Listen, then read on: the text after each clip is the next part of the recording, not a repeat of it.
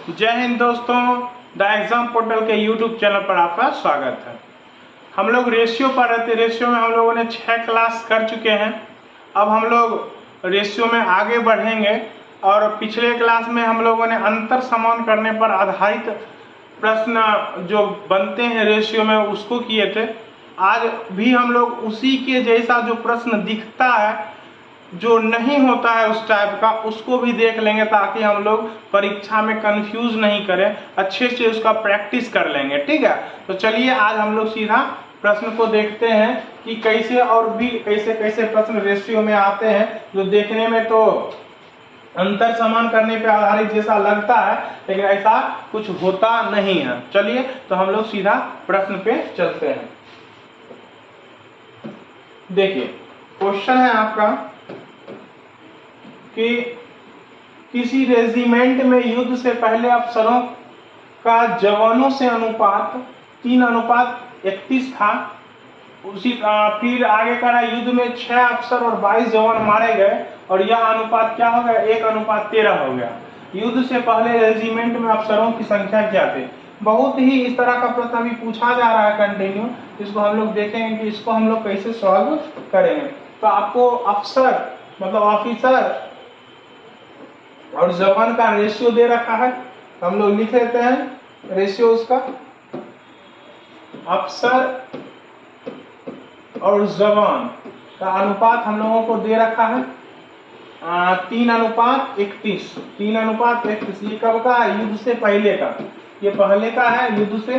फिर आपको युद्ध के बाद का बात कर रहा है, युद्ध के बाद का बात कर रहा है कि कितना हो गया है, तो 1:13। 1 यही चीज क्या हो गया, 13। लेकिन ये अनुपात घटा क्यों, तो घटने के पीछे कारण है कि कुछ जवान और कुछ ऑफिसर जो थे वो युद्ध में शहीद हो गए। तो चलिए देखते हैं हम लोग कि युद्ध में 6 अफसर और 22 जवान मारे गए। तो 6 अफसर और 22 जवान।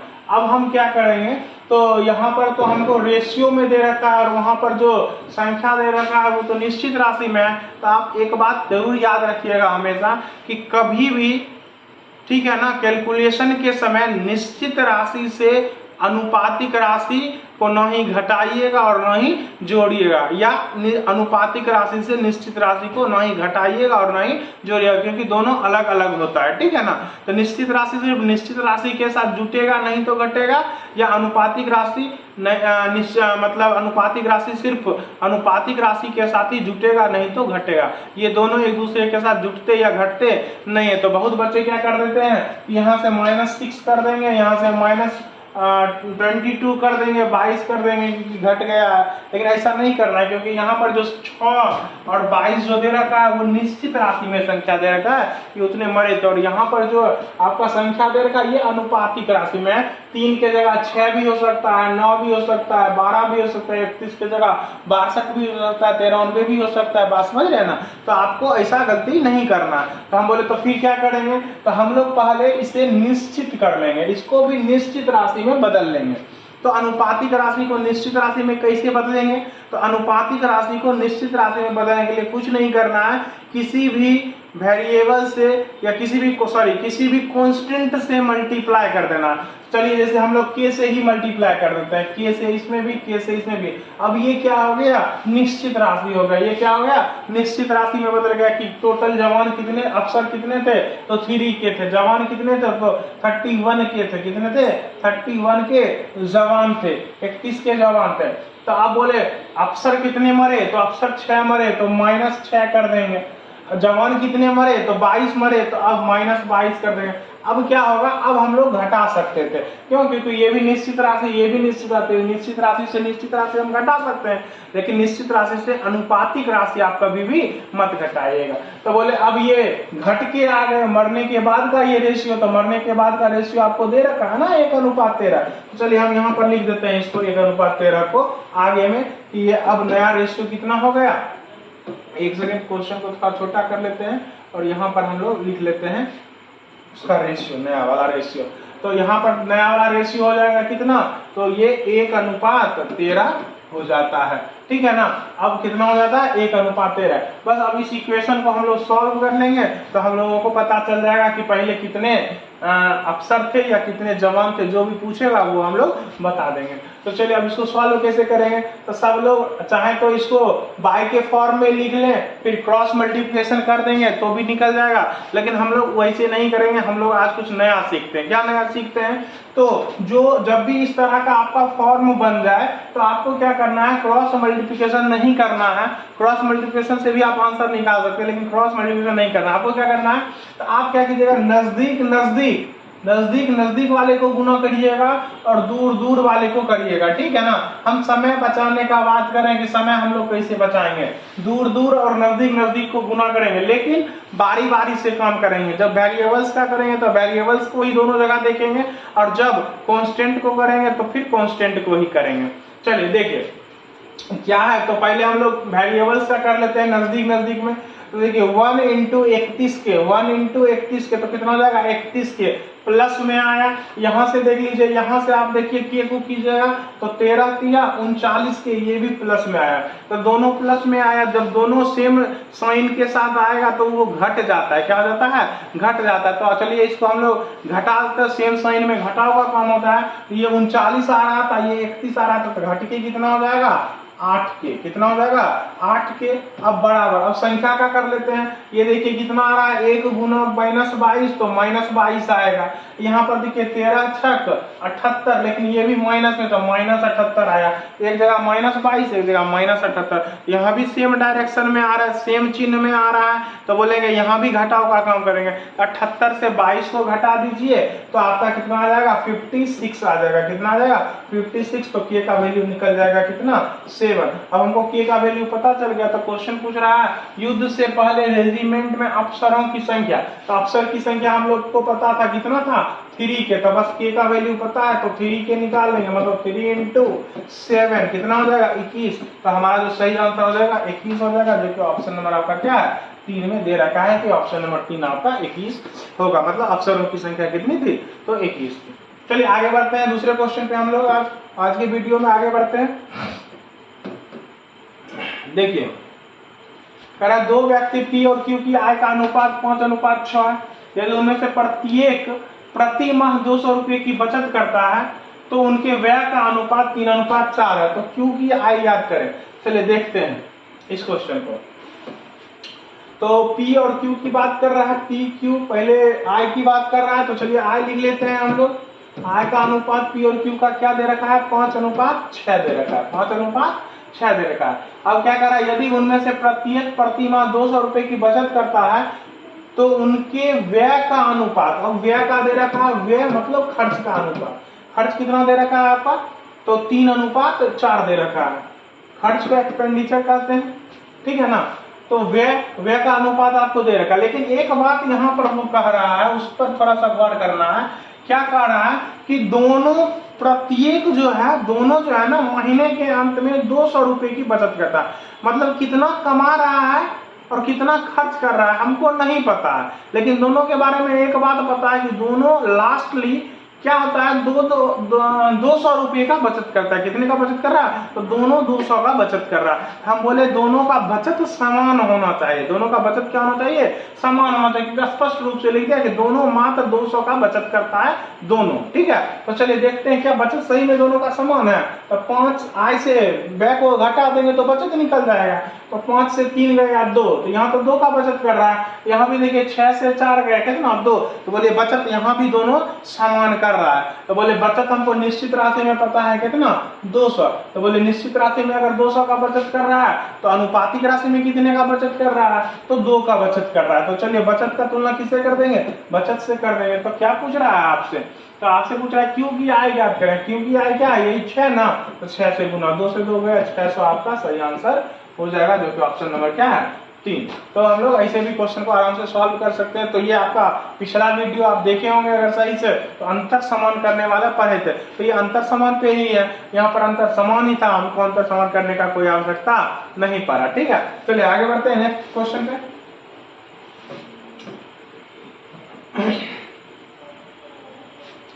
देखिए क्या करा, क्वेश्चन कह रहा है कि ए तथा बी की मासिक आय क्रमशः 12,000 रुपये तथा 8,000 रुपये है। उनके मासिक व्यय 5:3 है।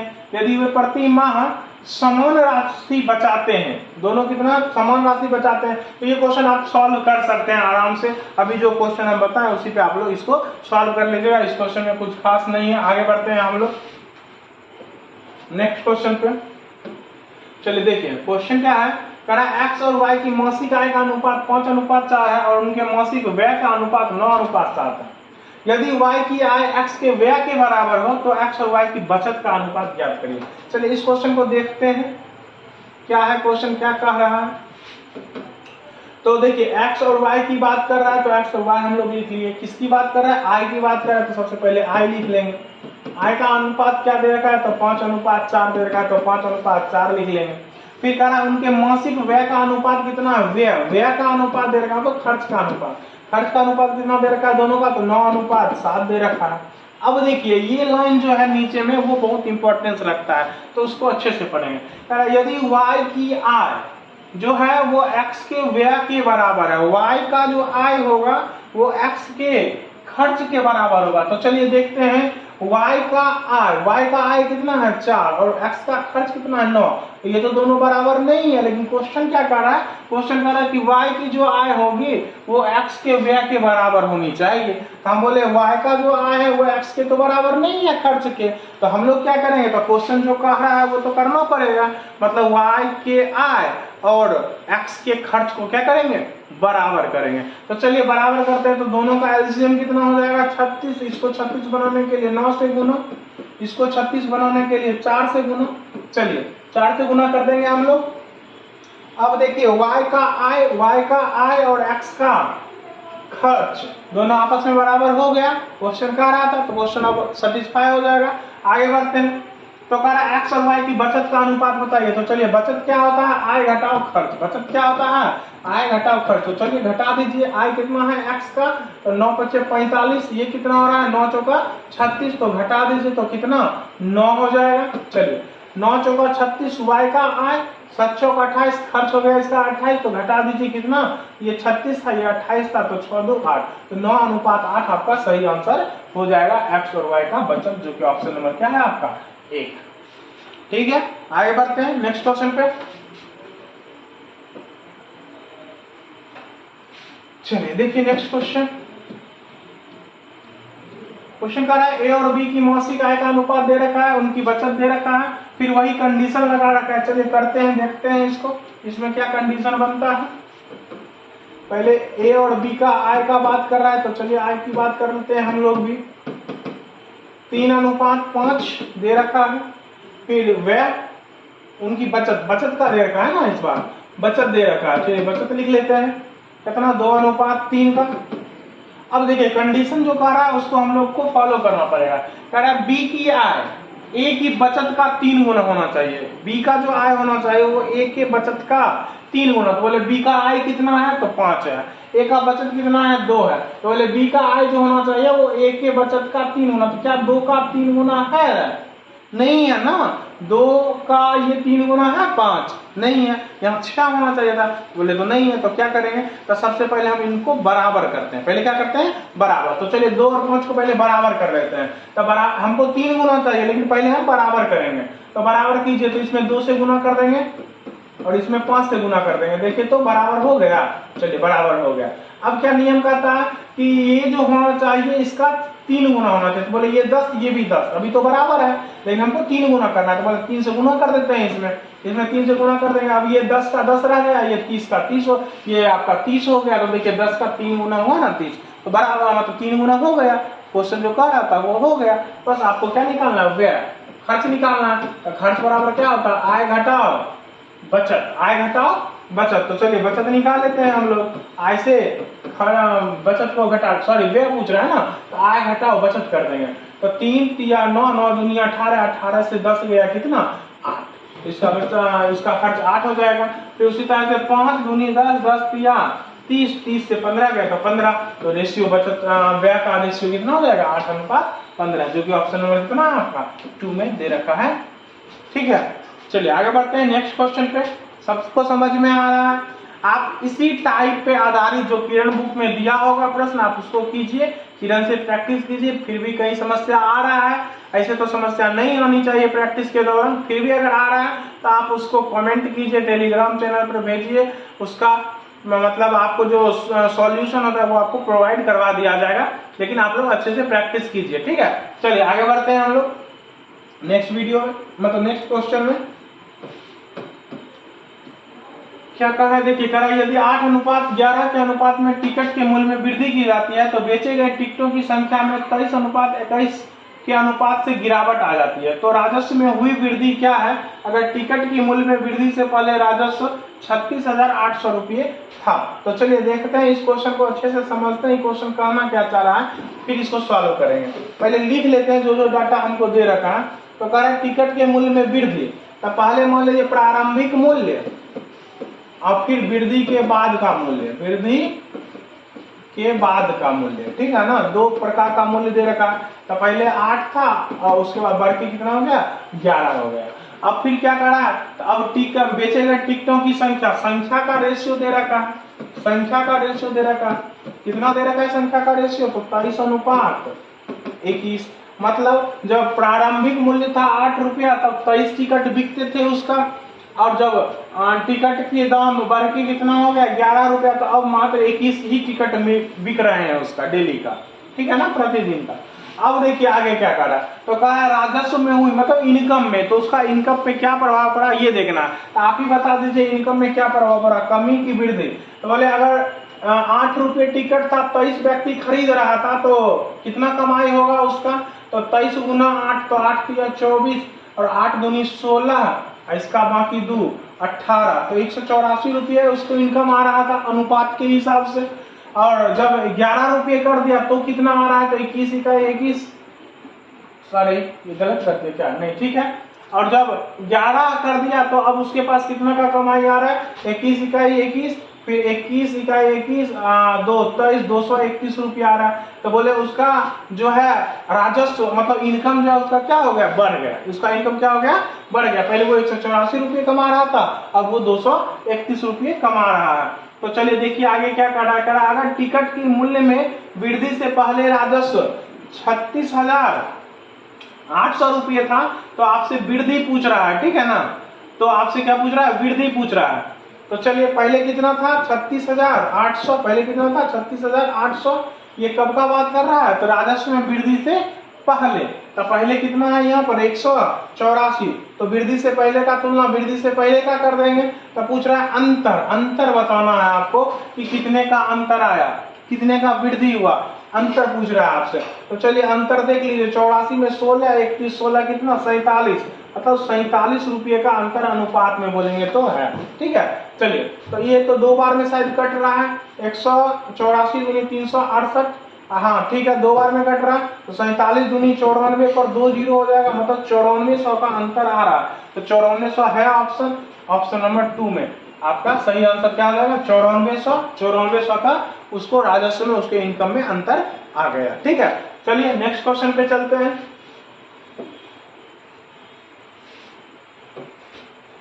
देखिए ये बहुत ही बढ़िया क्वेश्चन है, इसको अच्छे से समझना है।